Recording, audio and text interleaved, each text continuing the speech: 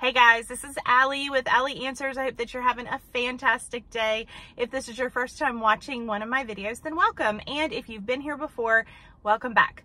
Thank you for liking, thank you for subscribing, thank you for commenting down below, because all of those things help more people see these videos. You can also click the share button down below, click the link and send it in a text or email if you know someone who needs to see this video. You know that we talk about all kinds of things on this channel, and one of the things that has been kind of happening a lot lately is I have had a lot of loved ones losing people that are close to them. So I wanted to talk about some of the things that are going to happen when someone is passing away that are completely normal and natural, and I don't want you to panic.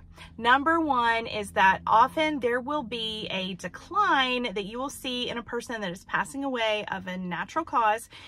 They will be passing away slowly, kind of declining. Things are changing, and the person may be sleeping more hours of the day. They may be sleeping, up to 18 hours or 22 hours a day. And then often there will be a surge of energy, kind of an alertness that is unexpected. The person may sit up. They may be eating some of their favorite foods. They may be watching a favorite show. They may communicate with people. They may say, oh, I want to call somebody. And that burst of energy often causes family to think, oh my gosh, we're out of the woods. But unfortunately, often that last burst of energy is exactly that. It is often just this gift of time that you will have with this person where they get to be more alert, and then usually the person will pass away not long after that, often days after. It can be hard on a loved one if they don't realize that this is something that happens. So I want you to have this information so that you can make the very best of all the time that you have with your family member or loved one, and that you can really enjoy every moment that you have. It's also very important to share with others that it does not mean that the person is not going to pass. Your person may not sit up and eat. They may not have that kind of burst of energy, and they may not have it at all. The second thing that you will notice often is that in the later stages before the person passes, often a person will have a fever. Doesn't always happen, but it is a natural part of the body shutting down. You can usually give Tylenol. There's usually a Tylenol suppository in the comfort kit that comes from Hospice. And a lot of times people only really need one dose, sometimes two, and every person's an individual, but that fever usually doesn't last too long. People have asked me, do I really need to treat the fever?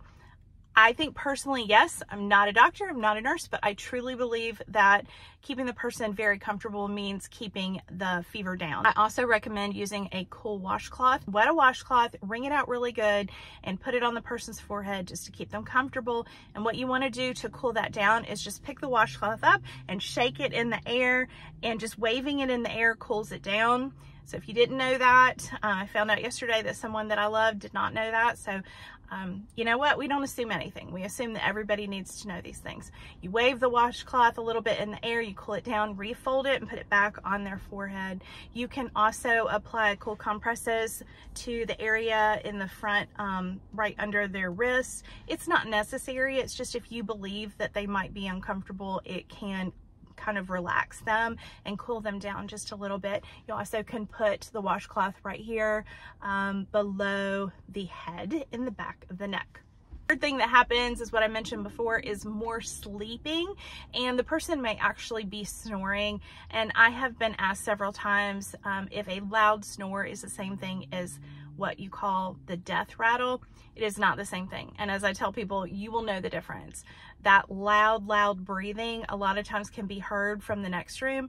Don't be scared. It's something that does happen with the body, and if you're prepared for it, it doesn't happen for everybody. Of course, like we said, everyone's journey is an individual journey, but that is something that some people are kind of surprised about. And I told someone yesterday, I said, you'll know. If they have the death rattle, you will know, because it will be very, very loud. So that has been my personal experience with people who've been passing away. Fourth thing that happens often is apnea. So as they are getting closer and closer to the end of their life, they may stop breathing for seconds at a time. This can be very stressful for families who are sitting there at bedside and really watching every breath. And then just as they think the person has passed, the person takes another breath. It is exhausting mentally and emotionally. So if you're in this situation, make sure that you're taking a break and that you're trading out with someone if you can. 5, if you've noticed, if you're in this situation, you probably have seen the hospice nurse come in, pull the sheets up and check the person's legs and feet, and then check their hands.